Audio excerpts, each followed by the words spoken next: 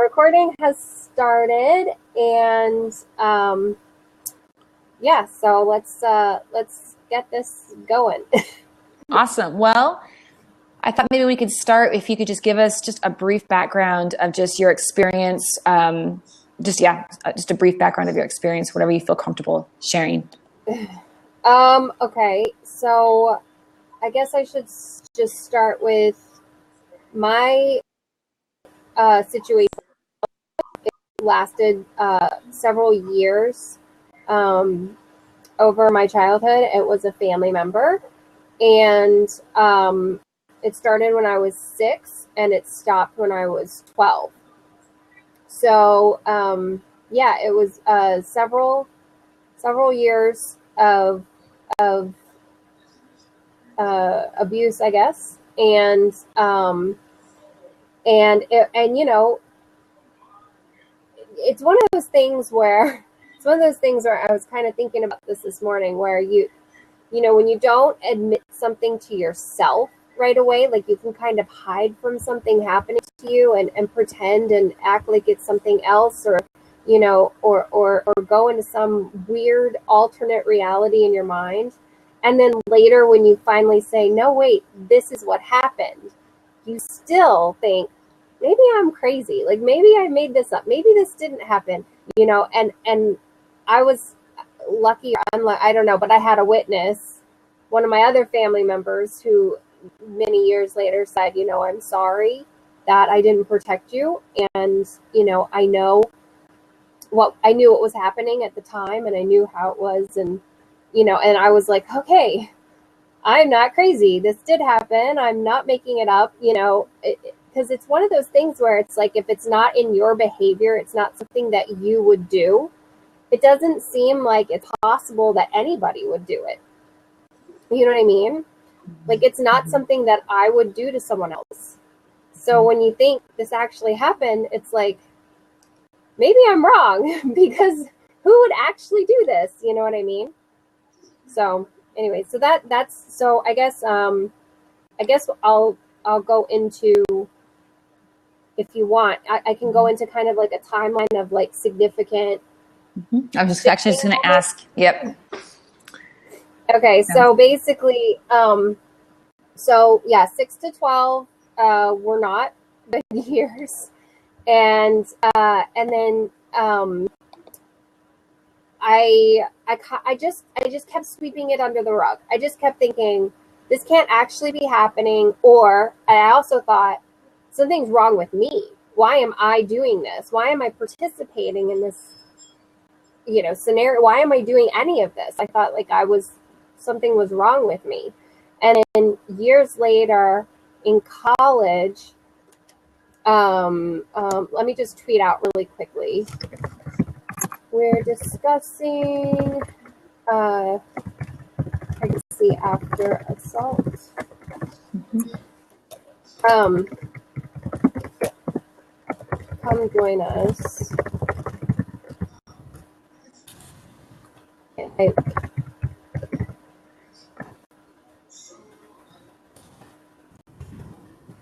Okay, so anyway, so I got to college, and I had an experience with a guy, and you know, I'm not sure if he was actually forceful or not. My mind was so unhealthy. I was in such a bad place, and so in that moment, I felt him grab my shoulders. Maybe he was trying to be passionate. Maybe it wasn't forceful. I can't say for sure. But for me in that moment, it felt forceful. It felt like he was grabbing me really hard and restricting me. And it scared me, honestly. I was so scared. Hi, Kathy. I was so scared that I just kind of went into being a little girl. I just all of a sudden was like, okay, here we go. I can't do anything. And I just, you know, I understand that 19-year-old guys are not the most perceptive, and they're not really with it all the time. But it's interesting to me because I remember, you know, kind of panicking and freaking out and being like, don't touch me, you know. you would think that would have tipped him off that I wasn't okay. Apparently it didn't. So anyways, that was definitely an encounter that I thought, oh my, why did I behave this way? Like, why did I agree to do anything? Like, I didn't really agree, but I didn't flat out say no, other than when he started trying to touch me, and I was like, don't touch me. And I mean, when someone flips out like that, you think that the other person would go, are you okay? But that's not what happened. Exactly. So I can't speak for him, and I don't want to throw him under the bus because, like I said, I was not in a healthy place. I will take responsibility for the fact that I had a very colored lens at the time. But I do know I freaked out, and he didn't seem to realize that anything was wrong. And so anyways, that night was when I just broke down, and I was like, oh my God, what is wrong with me? And then it just kind of crashed in my mind. And I just finally said it out loud. I finally said I was molested. And it was the first time that I had ever admitted. And actually, I told a friend of mine, and his response was, I know. So obviously, I had said things in the past that kind of tipped him off. So then I called my mother that night, and I just said, I told her this. I didn't tell her everything, but I told her enough. And it broke my heart to even have to tell her, because I knew it was going to be hard to hear.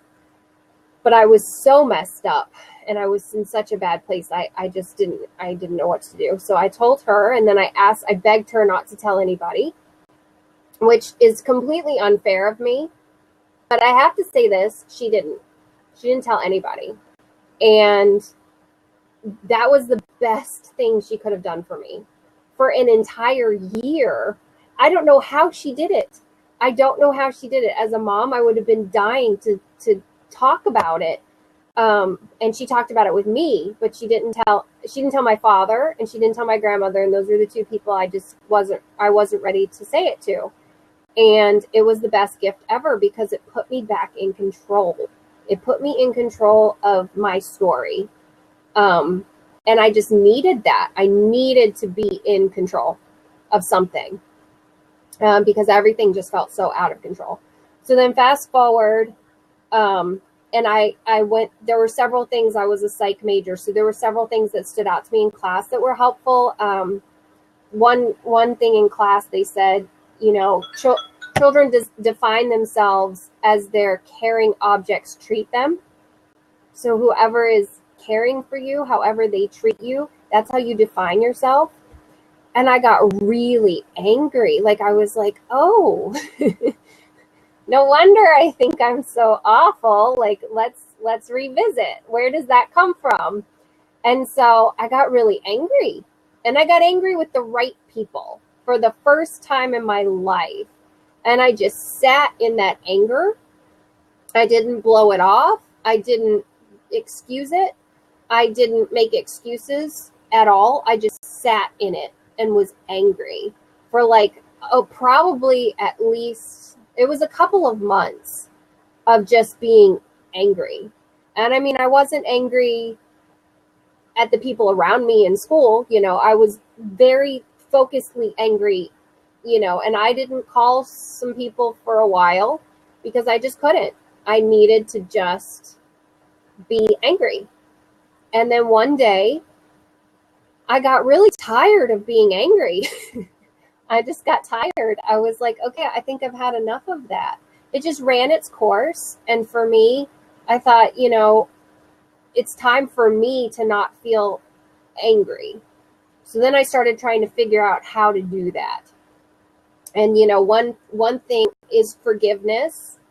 And that does not come overnight. And that does not come automatically. And that is not, it's about inside of yourself letting it go so that you can detach from it and be okay.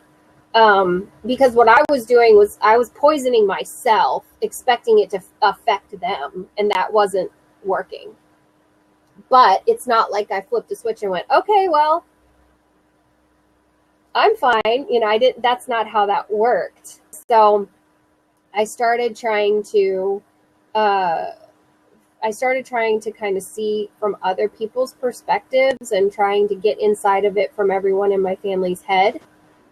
And that helped a lot without making excuses, just trying to see it from their perspective. That helped, but it didn't fix it exactly. And then I can't explain it other than it felt like a tornado. It was like this swirling feelings and swirling just badness. And it was like a year later, and this one day I knew it was crashing on me. I knew there was nothing I could do. I knew I couldn't hide from it. So I went into my roommate was gone, luckily.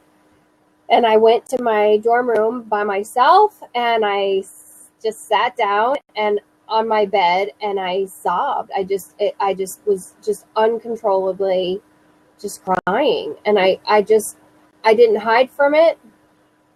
I didn't run away. I didn't try to force anything to stop. I just allowed myself to grieve the loss of the innocence, the loss of what it should have been, and to let go of the thought that it could have been different, because it wasn't. And, and I had this swirling thought of like, I can't live with this. This can't be my life. If this is my life, I can't deal with it. Like, I can't.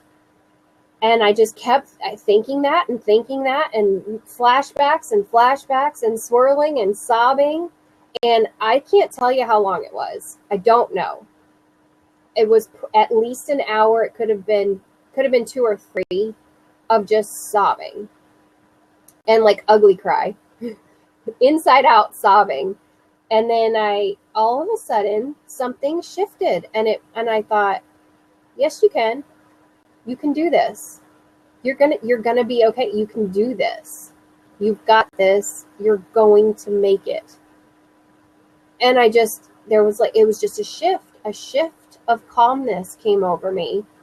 And it was like, I guess all of that just released.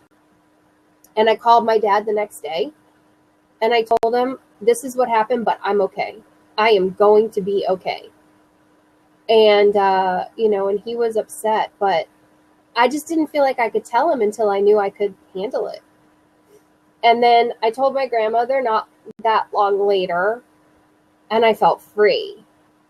And I was like, this isn't a huge secret anymore. Like, I'm free of it. And it just felt like, okay, I can try to start moving forward. It wasn't crushing me anymore. And then my person died. I never confronted him. I honestly didn't. I think now in my life, I probably wouldn't have minded having that option to have a conversation with him. But then I just didn't care what he had to say. I just didn't care. So I was like, okay, well, let's just move. It was about me. It wasn't about him. You know what I mean? So then I had to deal with that, which I did, I think that's an interesting, from just, in my reading and research, it seems that many people who have experienced any sort of sexual abuse or abuse in general from a family member, that confronting them is oftentimes an important, or just being able to have like almost like that experience of just confrontation and claiming back their independence. So that's interesting that you were able to just let that part go and not feel the need. Well, I mean, I think that's an oversimplification. First, what happened was I got really scared that he could hear my thoughts, and he was around me all the time. Mm-hmm. I got really scared. And I'd have dreams where he was just in my face. And at night, when I turned the lights out, I would think he was standing there. Like, it was just me torturing myself. Really, I do believe it was just me torturing myself, but I was scared to death. And the way he died in a violent manner, he was in a fire. And so I kept seeing this face. Like I don't want to say in front of your son. He was BURNED'd, the face. And it was in my face constantly if the lights were out. If the lights were out, I would close my eyes and that was what I saw. And that was terrifying. And it went on and on and on. And I called my dad and I told him, I said, I think he's with me. And my dad said, you're doing this to yourself. He said, you're giving him power he doesn't have. He doesn't have this power over you. You have this power over you. And you're doing this to yourself. Stop. Just stop doing that. And I thought, oh my God, he's right. I have the power. I'm doing this to myself. This is just mean. Why would I do this to myself? Haven't I been through enough? So that was the shifting moment for me of I claimed my power in my head. I looked at him in my head and I said, you don't own me. You're not welcome in my head anymore. You have to go. And he went. That was it. And that was me taking my power back and was asserting my own free will to not torture myself anymore. And it did. It stopped immediately. It was an immediate stop. And it was my dad who said it, who really solved that for me. And I got into therapy, and I never found a good fit or someone who really helped me. So I had a job, and obviously I graduated at this point, and I had a job, and I was going to therapy, and it wasn't working for me. And I got back to my office, because I would go first thing in the morning, and then I would get back to my office. And this one particular day, I got to my office and I looked up and I said, I just need help right now. And 20 seconds later, my coworker came around the corner, sat in my office, looked at me and said, are you okay? And I said, no, I'm not. And I knew that she had been abused because of things she had said prior. So I knew I was safe to tell her. And we had a conversation around her situation, and I told her mine, and she knew what to do. She told me what to read. She told me we started doing exercises every day. There's one really great one.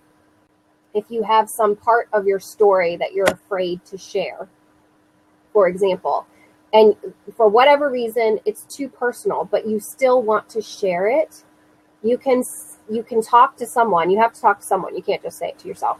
But you use the word blah instead of the actual word. So in your mind, you're saying the word. So if you were going to say, I went to the store, okay? So in my mind, I'm saying I went to the store. But what I'm saying to you is blah, blah, blah, blah, blah, blah, blah, blah, blah. And you don't get the story, but my brain has that feeling of expelling it. So that's something we did regularly. And I read, I'm sure you've heard of The Lovely Bones. The book before Lovely Bones is called a memoir. It's her memoir. I wish I had read that before I read The Lovely Bones. I wish I'd read that first. If you haven't read The Lovely Bones, if you're one of the 5 people who haven't read it, read the memoir first.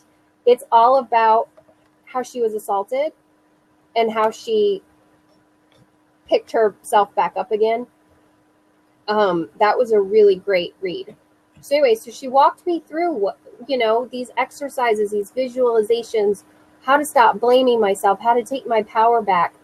And it just slowly started coming. And then I was at a conference and I saw these people talking about emotional freedom technique, which seems crazy. I didn't think it would work. I should probably post the Dr. Mercola link let me pull it up here. I'm going to post this link. Now, this will work for anything, okay? If you want to heal anything, it doesn't have to be abuse. It doesn't have to be anything. It's just a feeling that you don't like that you're dealing with. The way it works is, I'm going to take my glasses off so I can show you. You tap here, and you alternate here, and then here, right below your collarbone. So these are the 3 places I use. So as you're talking and saying your affirmations, you alternate between these points so that you can it activates your well, it really probably activates your chakras, but anyways, it allows the energy to release from yourself. So what you do is you say, even though I feel whatever it is, I fully love and accept myself anyway. Like, okay, even though I feel like a failure, let's say, or even though I feel like I've failed in some regard, even though I feel this way, I fully love and accept myself anyway. I acknowledge that I feel this. I love myself. And the whole time you're saying this, you're tapping, okay, in those places. You just continue to do that. And you close your eyes. And then you say, you really talk about why you feel that way, how you really feel it, and you allow yourself to wallow in it. And then you say, but now I'm going to release that. I'm letting that go. It feels so good to let it go. And in its place, I'm going to replace that with, if you're feeling like a failure, I guess for my example, it's a terrible example, but I feel like a failure. So I feel at peace and proud of myself. I see how far I've come. I claim my journey. I claim what I've done with my life, and I'm proud of myself. It feels so good to finally feel at peace and free and proud of myself. And then when you're done with that, you've gone through this whole thing. When you're done, you go, is there anything left? Do I feel a shift? Is it gone? Is there a new feeling there that I didn't realize was there? And you do this one feeling at a time. I did that for 6 months. And it, leaps and bounds. I just leaps and bounds. Everything became clear, and I just got so much better. And I was 25, 24. Somewhere between 24 and 25 is where, actually, no, I was 25. I was 25. Yep. I had just turned 25, and then all the way through to that summer, I spent 6 months of just doing that. So that's my whole, sorry it's so long, but that's my whole thing. It's a great segue into, so let's talk about getting pregnant. Now, did you have any concerns about any sensory flashbacks, anything popping up, especially during your pregnancy?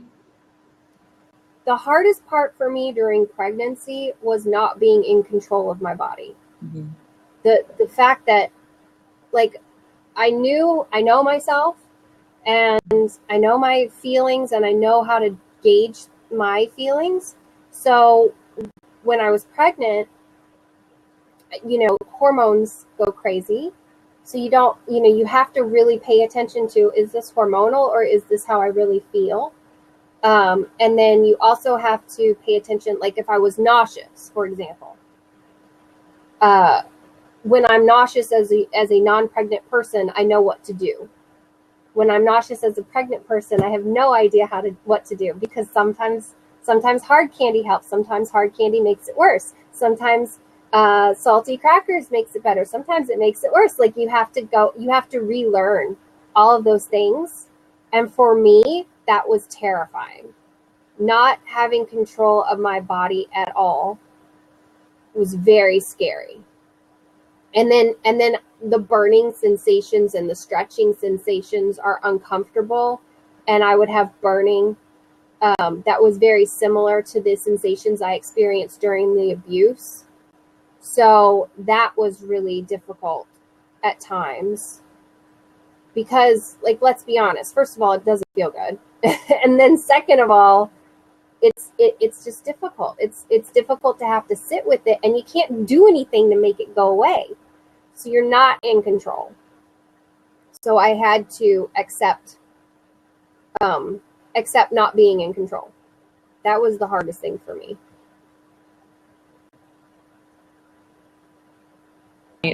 So, let's talk about just your prenatal treatment. Did you need to take extra precautions just for, Yes. for that? What safety parameters did you set up for yourself? Well, so before I even started trying to get pregnant, because the thought of giving birth scared the bejeebas out of me, I did not want to be naked in front of people I didn't know. I did not want to be so out of control. I didn't want to come into the hospital and meet the person who would be up in my hootenanny area. I did not want any of that. It scared the mess out of me. So before I even started trying to get pregnant, I started researching. I had seen the business of being born, and I just in passing, like it was however long before, and I just happened to catch it somewhere somehow, and I was like, oh, there are other options. Like I don't have to do this obstetrician thing, and then the doctor's not there, and and then there's a resident, and I'm like, I don't have to do that. So I started researching. I found a birthing center really only an hour away. And I thought, that could work for me. And so I called and I said, I'd just like to check it out. And I met with a midwife there, and she listened. She actually listened to me. She did not dismiss me. She did not blow me off. She listened. She got it. She heard me. She had tears in her eyes. Like, she got it. And what a difference that made. And, and she congratulated me for ending the abuse and for, stopping the cycle for my child and for trying to do the right thing for myself. She forbade me from reading What to Expect When You're Expecting. And she gave me a book by Ina May Gaskin, who's, the top midwife, who happens to be her friend. But anyways, she gave me this book of spiritual midwifery, and she's like, read this. This will be better for you. And I said, okay. So I did, and I said, what am I going to do as far as like pap smears and all? It's so difficult for me. She goes, you're going to come to me from now on, and I'm going to do your internal exam, and you'll be fine. And I didn't believe her. And I said, okay, sure, I'll do that. But I didn't believe that I'd be fine. And she was right. She proved me wrong, and I'm so glad she proved me wrong. But she listened. She really got it, and so we put this whole thing in place. I had the plan of the birthing center, and then right before I got pregnant, the birthing center closed down. So I panicked again, and I went to her and I was like, "What am I gonna do?" And she said, She wanted to do my pap smear before it closed down because she didn't want me to go through the trauma of being pregnant, having those sensations, and having to do a pap smear. So I did that then before I was ever even pregnant, because as long as you have one on record a year prior to being within the recent year, you're fine for your pregnancy, not doing that initial exam. So I went and I had my exam. And I brought my husband. I did not go by myself, but it was good. She was respectful. It was good. And then she told me where she was going, that she was going to a hospital. And then she also suggested I could potentially do a home birth because I might feel safer in that environment. And there was a wonderful home birth midwife in the area, shockingly. And I met with her. So when I finally got pregnant, I met with her. For the home birth deal, I met with the other one at the hospital, and I was like, wow, I have two amazing choices here. It was kind of amazing. So I just had to pick what felt right for me, and that ended up being the hospital. So that's what I did to begin with. And when I finally was pregnant and I chose the hospital, then she proceeded to meet. There were 3 other midwives there that I had to meet and get comfortable with, because any of the on-call midwives could be catching the baby. Again, I panicked because I didn't want someone I didn't know walking in the door while I'm in a vulnerable state, you know? So, I met with those other midwives. Luckily, they were great. And I got comfortable. I was like visualizing each of them, like, you know, separately. I would picture one being there, I'd picture the other one being, and I got to where I was good with all of them being there. And they all had meetings about me, which, on one hand is a little unnerving, but on the other hand, it was kind of nice because I felt very protected, very safe, very listened to, and just very respected. I mean, it's just, when they really got it. And they also really prepared me that I might need to do an epidural because of the burning, that if some sensation gives me a flashback in my birth, that's not the birth you want. And that I needed to accept that some people just have to have the epidural to just enough to take that edge off the burn so that they don't panic. So they talked to me about that a lot, because I had gone in saying I didn't want any medication, but then they really talked to me and counseled me over and over again. If you need this, it's okay. It's okay to need this. So that was, and I got a doula. A doula was a huge thing for me. I went on and I said, I went on this birthing group and I said, I need a volunteer doula. And this wonderful doula said, pick me, like immediately. And I talked to several others, but she and I just clicked, and she was wonderful. And she became my doula. And I literally called her and I said, here's all the reasons you don't want me as a client. And I listed everything out. And then, and I said, just bottom line. And then I said, now here's all the reasons you do want me. I'm honest. I face it. I'll work with you. I'll do what you tell me to do. I follow directions. I have good qualities. So anyway, so she said, you've not listed anything I can't handle. I'm fine. So yeah, so she was my doula, and I had all my people, and I knew who would be there and I knew who wouldn't be there. I knew I would not have students bothering me. I knew I would not have random hands coming in and checking me. I knew I would be respected and listened to. So that's if you're pregnant and you're in this situation, I cannot encourage you strongly enough to find the right team, to find people who listen and respect you and make you feel safe. It does not matter if why you feel safe seems silly to even you. That doesn't matter. Whatever makes you feel safe is what you should do. And no one has the right to have an opinion about that. No one has the right to belittle that, because it's what you need. So if you need that to be safe, do it. Did you ever experience a moment of panic? And if so, how did you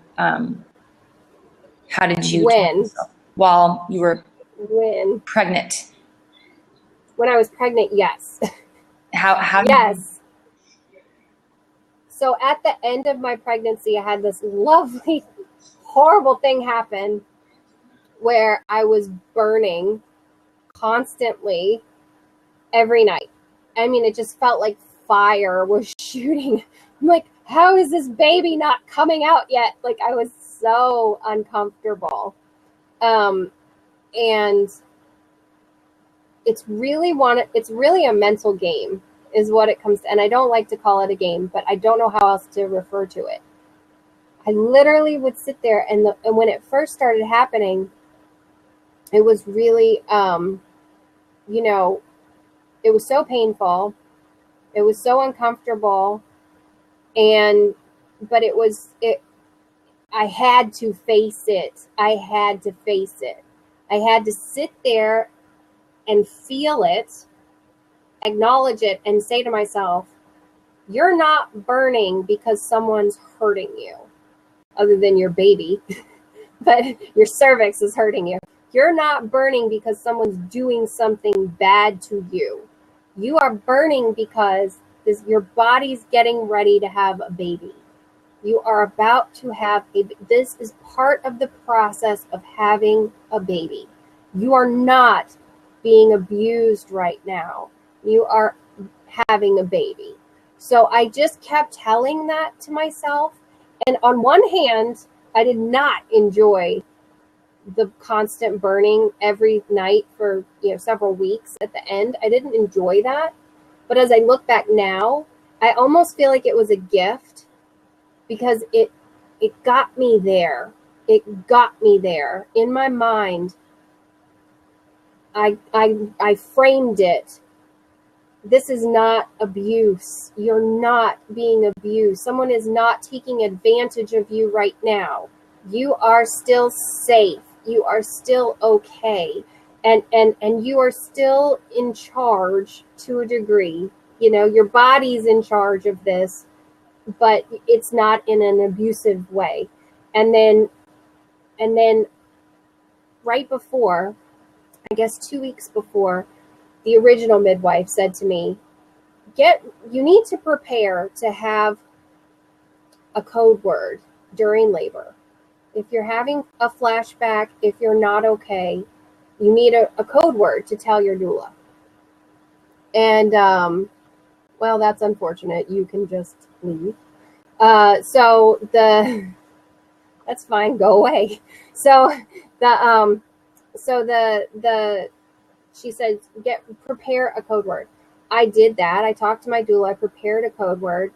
I don't even remember what it was now, but I know I prepared one. But the action of having to do that made me so angry. Like, how dare this have to be that? Like, how dare this happen? Like, I don't deserve. And something inside me shifted. I got so mad that I even had to think about it. That I thought, I have come so long and worked so hard to make myself a good mother, to make myself a better human, that I will not allow you, speaking to my abuser, I will not allow you to come in to my delivery and ruin it. You have ruined enough. It is done. And something inside me just claimed my space. And it was like, okay, I'm done. You're not allowed in my delivery. You're not allowed.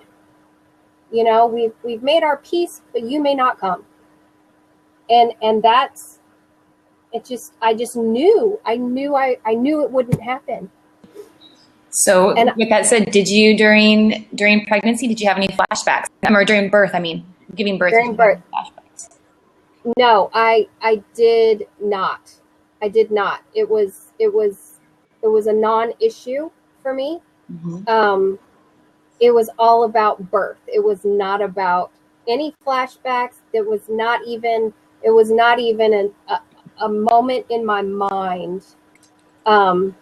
And when I got to the ring of fire, when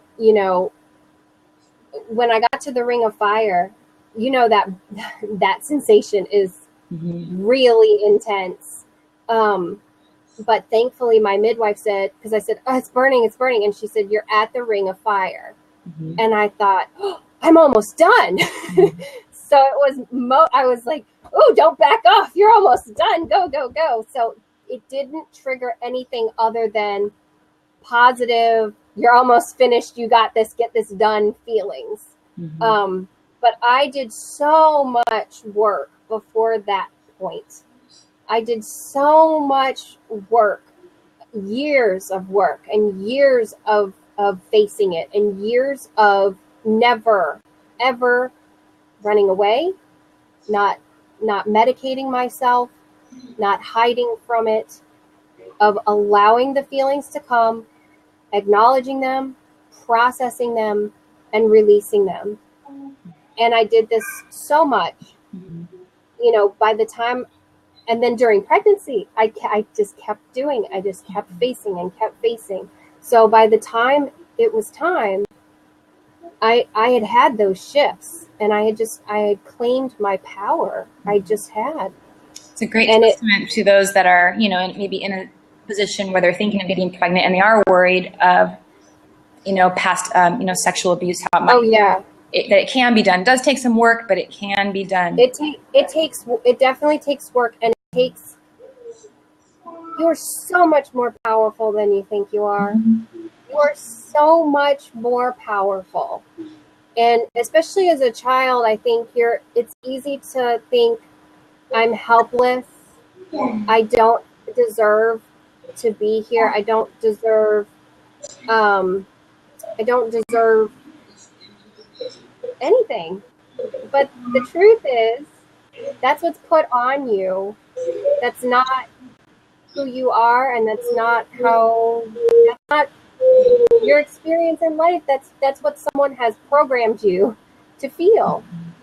And you can reprogram that, and you can claim your space to be a whole, healthy human being.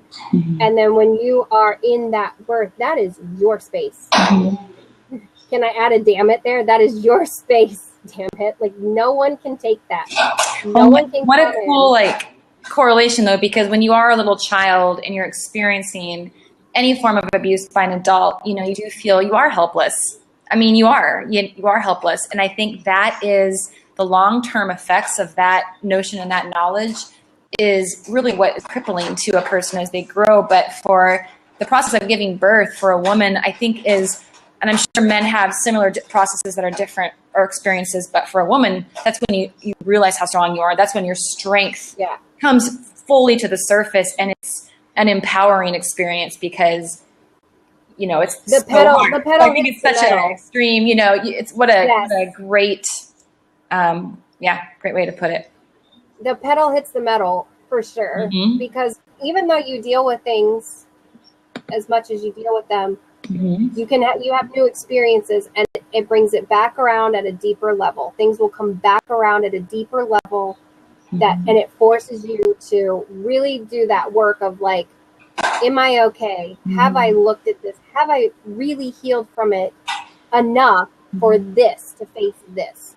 So, you know, that was what I had to ask myself. I had, and the truth was, no, I wasn't at the beginning of pregnancy, but by the end, you know, I think by the end of pregnancy, well, and think about it this way: at the beginning of pregnancy, you're terrified to give birth. But why is that? Everybody is, though. Right. Why is that? Because you're not ready to give birth at the beginning. Your baby's not ready to come out. By the end, by the end, you're like, get this kid out of me, right? And you're not scared anymore. But why? Because the baby is going to be okay if it comes out. You know, the fear, I think, the fear is relative to how okay the baby is at that stage. So, thank you. So it was the same process for me throughout pregnancy of facing the abuse, facing the flashbacks, making sure that it was actually really on the deepest level dealt with, and that way that I could you know, go into my birth. And that wasn't the main character of my birth. I didn't want that to be the main character of my story. You know, this is my child coming into the world. This is the biggest thing I've ever done with my body. You're not going to be the center character of my story. Well, and it's amazing how I think, you know, we've talked about this before, how, you know, we all go through life with different issues, different things that we work through, and how we put the work in, we do overcome them, and how life circumstances will bring those kind of scar tissue back up. But when you've done the work, you have the right and the mental capacity to say, you know what, I'm done with you. Like, I'm not dealing with you. Like, this is done. And how you really do have that power and that authority to do that. And I think that, you know, the process of being pregnant, you start out where you're really thinking about yourself. My body is going to change. My life is going to change. And it just that, the hormonal, the emotional, physical, spiritual, by the end, all you can think about is like the baby. I want it to be healthy and to come out. You know what? That's also just such an incredible process. And it all plays together. Nature is very smart. Nature knows what it's doing. So it gives you that time and that space and that cushion to I think for the second one, if I could snap my fingers and just be done, I would be fine with that. But for the first one, I think that cushion of space is really needed and really helpful, but for me, I feel like it's a radio station. I had a certain radio. I was dialed into a radio station when the burn, at like 37 weeks when I started having nightly burning, which was not pleasant. But when I pictured having to use a code word in my birth, when I pictured that, it was like, no, this is not acceptable. This will not be happening. This is not okay. You will not come in here and ruin this for me. And by come in here, I mean in my mind. I don't mean actually coming in the room. I mean, you are not allowed in my mind. You are not allowed in my body. You are not allowed here. That has to go. So, it's a motivating, that was motivating for me. And the station changed. Sure. So it just changed. Just in bringing this to a close, if you were to, just from your experience, if you were to give a mom or a soon-to-be mom who will be giving birth, who has experienced sexual abuse in her past, what would be your top words of advice for her? Well, again, you absolutely have to do what makes you feel safe, whatever it is. For me personally, I cannot recommend midwives any higher. In my experience, midwives have been the answer for me to feel safe, respected, listened to, and cared for. My birth went as well as birth can go. It went well. There was no one in and out of the room. I had no students. I had privacy. I was so protected and so respected. And that was the most empowering gift. I mean, really. And on the way to the hospital, and I'm I'm a little neurotic. I mean, if you're going to be neurotic about something, at least your child is an important thing to be neurotic about. At least it's not something stupid.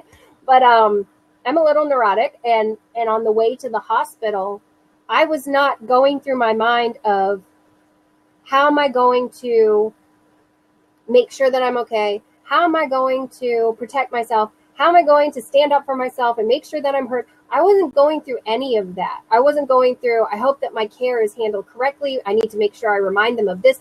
I wasn't going through that. I was just dealing with the contractions as they came, with the back pain as it came. I was just dealing with that and just getting through the process of birth. And so for me, the midwives allowed me to be like, I'm safe. And in the moment, I didn't really realize that because, you're in labor. But yeah, that's definitely the effect that had. So having the right team in place. Somebody just asked, if you had a second child, would you consider a home birth? I actually am considering a home birth for a second. I'm not pregnant yet, but we've been trying. I actually have been considering a home birth for my second child. That's a whole nother, I think that's a whole nother blab. But, so anyways, for me, it's about the safety. What do you feel safest doing? Because as you feel safer, your body relaxes and you can have your baby easier. So having the right team in place. And if you don't have the right team, go get the right team. Like, you don't have to stay with that person, whoever your provider is, if you don't feel comfortable. I would hope if you're at the end of your pregnancy, you've already had this conversation. If you haven't, you must have the conversation, because they have to know. They have to know what's going on, because when you're in labor, your brain's going to go weird places. For example, during labor, I went to a birthing video I saw where Melissa Joan Hart was talking about how the toilet really helped her. So in the beginning of labor, mid-labor, I thought, Melissa Joan Hart said that the toilet worked better. This will be good. And I went to the bathroom. I sat on the toilet and I was like, this is not good. It did not help me. It helped her. She was being honest. It did not help me. So in my mind, I really, really focused on Melissa Joan Hart and how angry I was with her for lying to me. I realized that's not accurate. I'm 100% saying she did not lie, but that's where my mind went during labor was, damn it, Clarissa, you do not know anything. So like I said, your brain goes to strange places during birth. So you have to alert the people around you so that they know that this could come up, that they know, and then there's a plan in place to handle it if it does. So for me, that plan was potentially an epidural to dull that burning. I didn't have to use that plan, but let me tell you how much more comfortable I was knowing that it existed, knowing that there was a plan, knowing that they knew what it was and how to deal with it and how to recognize it, how to love me through it. So the right team, talk with your partner, be honest with yourself. If it's coming up, there is no shame in what you're facing, because you've had enough false shame. Let go of that false shame. It's false shame. The shame does not lie on you. It does not lie with you. That is a lie that we tell ourselves. I think in trying to just gain some control is, if I feel ashamed, then I must have had a hand in it. You didn't. So, be honest with yourself. This coming up doesn't mean that you're a failure, that you haven't done a good job thus far. I mean, you can be so far in your recovery and it's going to come around at a deeper level. That's just what happens to all of us. So honesty with yourself, honesty with your partner, get the right team, and really, if you have to, make a list of what makes you feel safe. Even if it's ridiculous, even if it's like the color blue, bring a blue blanket with you. Whatever it is, you're allowed to need those things to make you feel safe, and that's okay. So honoring yourself. And I got to tell you, every time that I've made it through this whole thing, man. Every time that I do something for me that wouldn't have happened 30 years ago or 25 years ago, I can almost feel the little girl inside of me smiling, And when I feel that, I acknowledge her and I tell her I love her and I hug her and I say, you know what? I've got you. I'm taking care of you. I love you and you're okay. And you're safe now.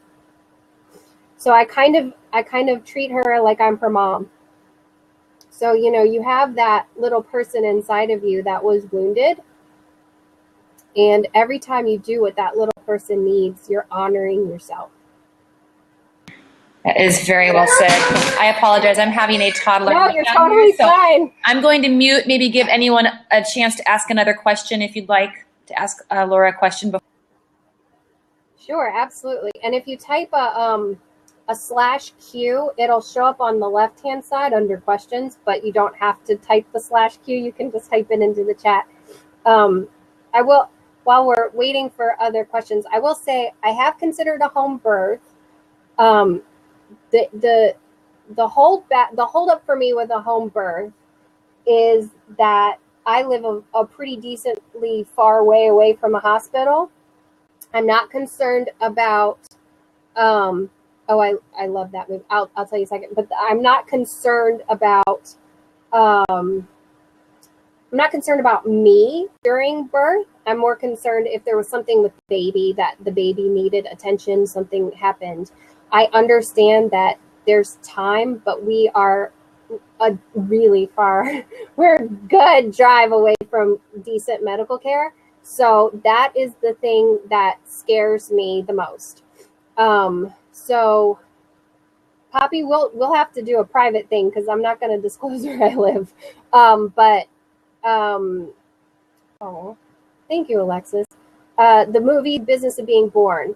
The Business of Being Born is like life-changing because it was the first thing that said to me, you have other options. There are other choices out there. You do not have to go sit in a bed with your feet in stirrups and push out in the position that the doctor says is like, there were more options. So the Business of Being Born taught me to do research. It had never occurred to me that was a possibility, you know? And it seems stupid saying it out loud now, but that's the truth.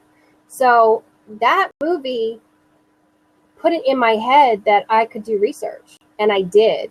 And it led me to my midwife, who led me to empowerment.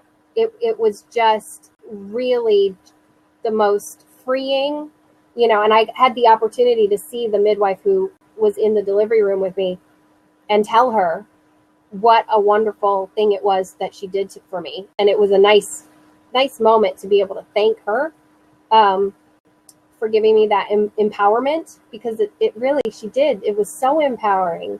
And so it was lovely. That movie led me to down the path that I got on, and it really saved me in so many ways. It's hard. And I went last year and I had a pap smear with my midwife alone. I did not take anybody with me for the first time in my life. And it didn't even occur to me that I needed to. Like, I was like, oh, I'm having a pap smear today. La, la, la. I got in the car and I drove down the road and I was like, I don't have anybody with me. I'm going alone. Like, look at me. I'm going by myself. Look at me. And I went down the road and I got there and I looked at her and I said, I don't have anybody with me and I'm good. I'm okay. And because I felt safe, I knew she would keep me safe.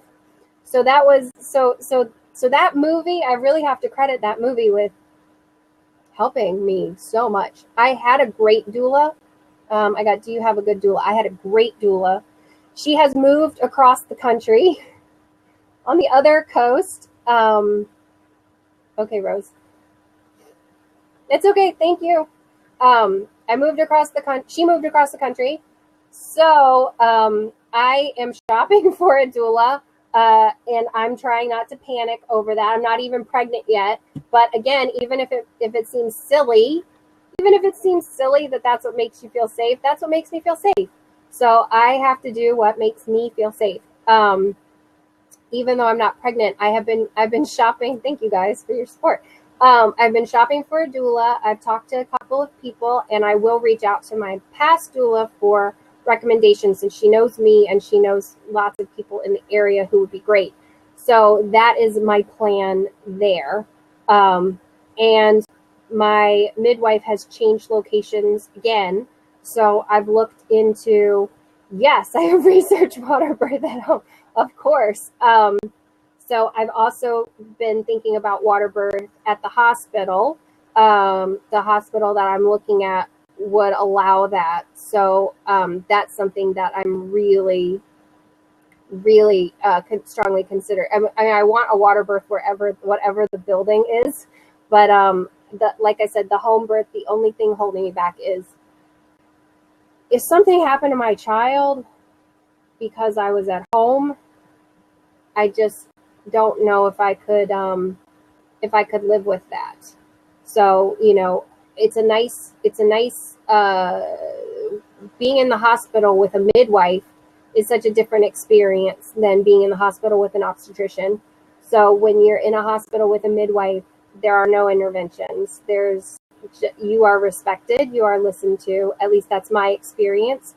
I am sure there is someone out there with a different experience who could contradict that, and I respect you if that is what has happened. I'm sorry, but for me, midwives, it's just could not be.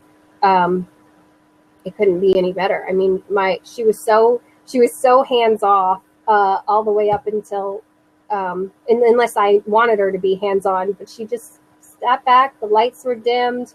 I was in the tub. There was nice soft lighting, and it was lovely. It was just about my birth. There was no craziness and no people checking. It was very calm. So, it's funny because it doesn't feel calm internally. Internally, you don't recognize the calm until later. You're like, oh, that really was calm. But it was so nice. And so that's how, for me, and I know these people and I feel comfortable with these people. So that's another thing is, I've built up a relationship with these people and I know them. And so I feel very safe in that environment. So that's one thing that's tipping the scales versus the home birth, because I'd have to start over with a new person. So, so there you go. So that's where I'm at with a second pregnancy, if it ever happens. We've been trying for a while. So, I just have to just play it as it comes. Hospitals have specific birth plan. I'm wondering if your sister was with a midwife. So it says, my sister had a mixed experience at the hospital, even though she has a specific birth plan. I didn't even give them my birth plan because I forgot. But I didn't have to, because like I said, it was a midwife. So I wanted a midwife birth. Like, that's just what I wanted. I wanted low intervention. I wanted intermittent monitoring. I wanted the ability to walk around. I wanted the ability to change position if I was pushing and I needed to change positions. I wanted the ability to do that. I wanted the freedom to drink water and to have honey sticks. And I actually probably could have eaten straight up food if I needed to, but that wasn't the case for me. But I wanted the allowance for that. That's what I wanted. My child is 3.5. So anyways, that's what I wanted. And then I wanted, I wanted the baby straight up to me. I didn't want to be bothered with the baby being weighed. I wanted to just hang out like that. I wanted the cord to stop pulsing before we cut it. And I wanted the freedom to be able to refuse anything I wanted to refuse. So like the eye goop, I wanted that delayed. And I wanted them to let me, bond with my child before they took her away. And that's what happened. And I mean, she didn't get weighed until somebody said, do you want to know how much she weighs? And I think it had been an hour and a half. It had been a while. And I was like, oh yeah, that'd be good. That sounds like a good idea. But there was no pressure. There was no bad experience there. So it was lovely. It was really lovely. Right. Exactly. So that's the thing is with a midwife, I think a midwife client has that little bit more of a crunchy approach. Probably, I hate to say that, and I'm not that crunchy. I'm a little crunchy, but yeah, I think that the staff is aware with midwives, at least the place that I went, they're aware that that's the norm for those patients, and it's just a different approach. It was just a different approach. Yeah, I didn't really get to know very much, but they didn't do that. They didn't do that with me at all. It was really, it could not have been a better experience for me, which is wonderful. I feel very spoiled. I feel very spoiled because it was so nice and it was so calm and it was so respectful. So, so that's to start off, before I even got pregnant, I was panicking constantly and how am I going to handle this? How am I going to do this? All this other thing. To go to have my birth, I had no flashbacks. I had no complication of any kind like that.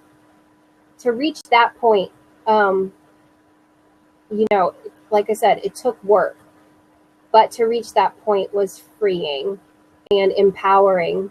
And, if I can do it, you can do it too. So, I appreciate you guys coming and listening, and I hope this has been helpful. I hope that if anyone's out there struggling or feeling alone, you're not. You're so far from alone. And the statistics show that we are the majority. We're the majority, which is sad, but it's the truth. So, you know, you've got to take care of yourself, and you have to do what's right for you. So do your research, think about what makes you feel safe, and then talk to your provider, talk to your partner, talk to your support team, and really be honest with yourself about what you need to accomplish feeling safe and having a birth that's about birth, not about being an assault survivor, not about being a sexual abuse survivor, but it's about, and it's a little bit about that. I mean, let's be honest, it's always going to be a little bit about that, but that shouldn't be your main character in your story. So yeah, exactly. I had fitness. You and I could talk for hours, not about medical liability management. That's a whole nother blab that I'm not even getting into. There are other reasons I wanted a midwife. It's not just because of my abuse past. There are other things surrounding that as well. Yeah, don't get me started. Exactly. Yeah, I could go on about that for a long time. So anyways, this has been long enough, and I really appreciate you guys being here. My part too. Yeah, we might need to do that. So thank you so much for coming, and thank you for listening. And I truly, I wish I could reach through the computer and just hug anyone that's dealing with this, if that would help. If you don't want to be hugged, by all means, I don't want to hug you. But I'm sending you love. I'm just sending you love, and I wish I could show you how proud I am of you for surviving, for making it this far, and dealing with it and trying to move on, because it's not easy by any means. I will not sit here and tell you that my journey was easy or simple or anything, but I will tell you that as I sit here today, it is almost I'd say 98% of the time it is a non-issue. It doesn't come up for me regularly. I don't have to face it over and over anymore. You can release it. I really, let me put that link back in the chat one more time. I cannot more strongly recommend emotional freedom technique. It really helped me a lot. And you just do one emotion at a time, and you release it and replace it with what you want, and that makes the biggest difference. It really helped me make so much progress so much faster.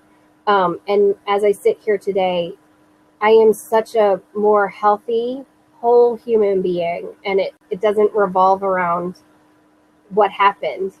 Sometimes I go weeks and forget that it even happened, because I've dealt with it so much, and I've done so much healing work. So it is possible. It is possible for you. If I had told myself this 14 years ago, I wouldn't have believed myself, but that's the truth. So thank you so much for coming. And if you have are there any other questions? I don't want to cut anybody off, but if not, I'm going to go ahead and hop off here and go do the rest of my day. Yep, bubsociety.com. We have, please visit us. The link is posted in the chat. Rose, I did not realize you're still listening. I'm so glad. Hi. So thank you so much for joining us. Come see us, bubsociety.com, and we will see you next time. And in a couple of weeks, we'll be doing this again on April 22nd. Okay, thank you. Bye.